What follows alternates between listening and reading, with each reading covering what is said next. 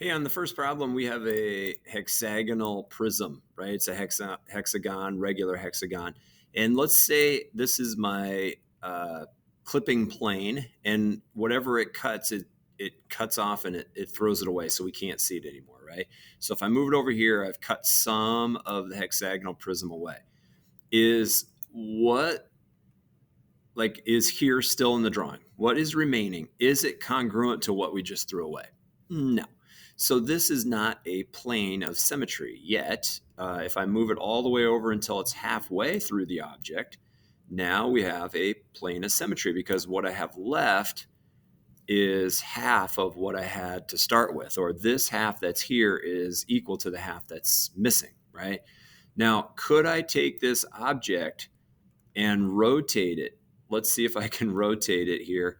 I'm going to try to rotate it till it goes through that vertex over there. Let's see what happens here. How much would I have to rotate it by? I think I'd have to rotate it by 60 degrees, right? So if I click on this guy and I type in 60 degrees, let's see if it rotates right to one of the vertices. Now, it rotated counterclockwise, didn't it? So let me do a Control Z on that, and let's do a negative 60 degrees and see if we can get it to rotate the way that I wanted it to. Okay, there we go.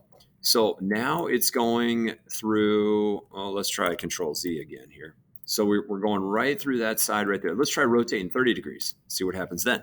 So if I go negative 30 degrees and I hit it, there we go. Oh yeah, central angle 60 degrees, right? So I only want to rotate 30 degrees, and now it's going through vertex. The part that is here is half of what was there. So let's get this off of here for a second. You can kind of see where that plane was going from this vertex to this vertex. That would be a plane of symmetry, because if I move this over, half of it is there, half of it's gone.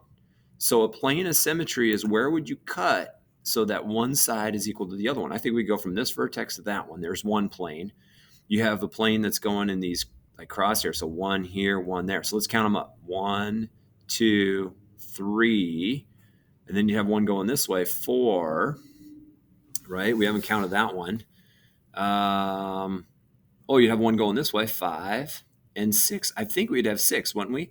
We'd have the 3 that go through the vertices, the opposite vertices. So 1, 2, 3. And then you'd have 3 going through the sides perpendicular. 1, 2, 3. So a total of 6 cutting planes, 6 ways that I could move this plane, and I would have equal parts that are missing and parts that are there. So I hope that's clear. We got 6 planes for that object.